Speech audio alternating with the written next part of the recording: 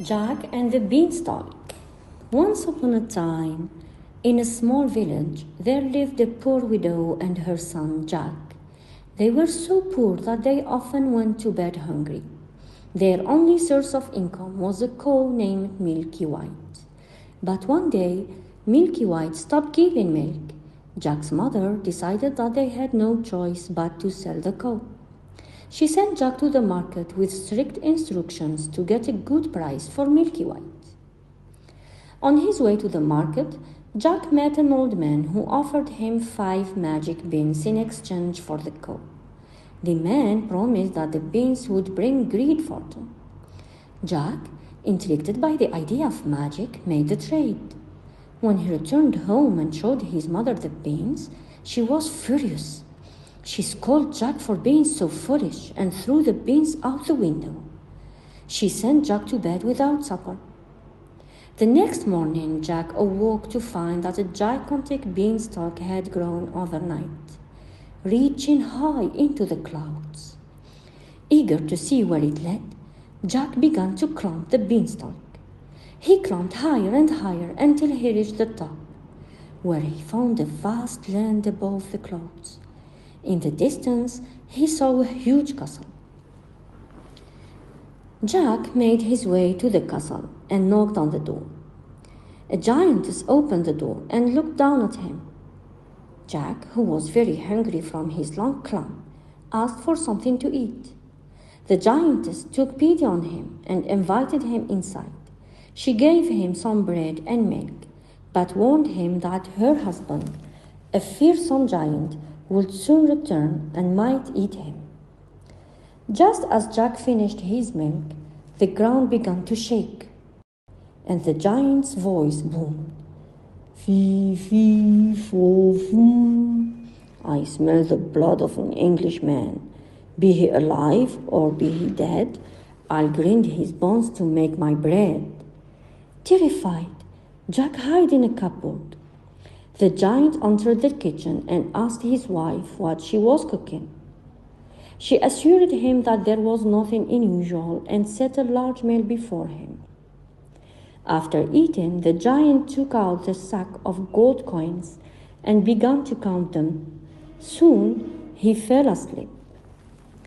Jack, seeing his chance, crept out of the cupboard, grabbed a bag of gold coins, and ran out of the castle.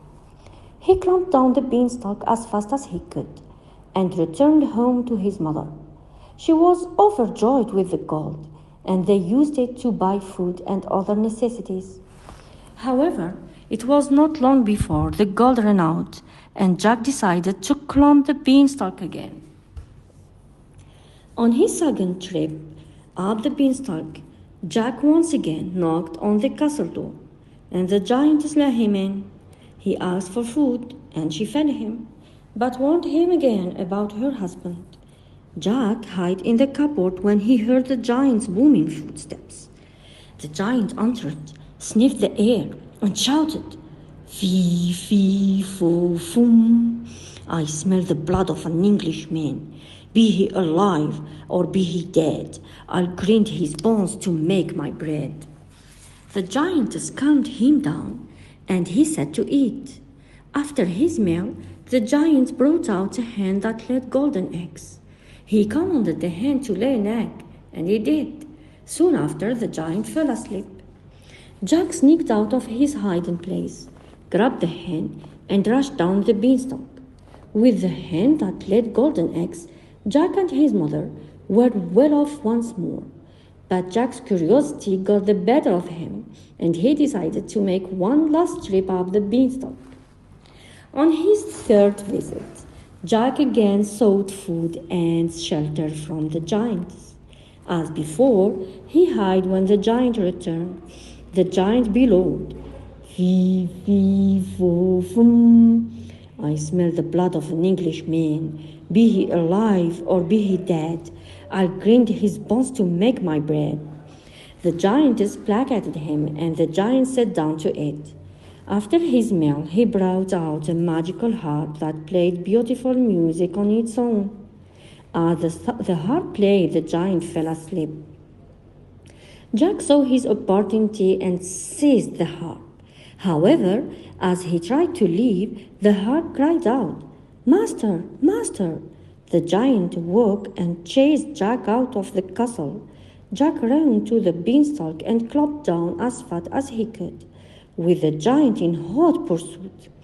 As Jack neared the ground, he shouted for his mother to bring an axe.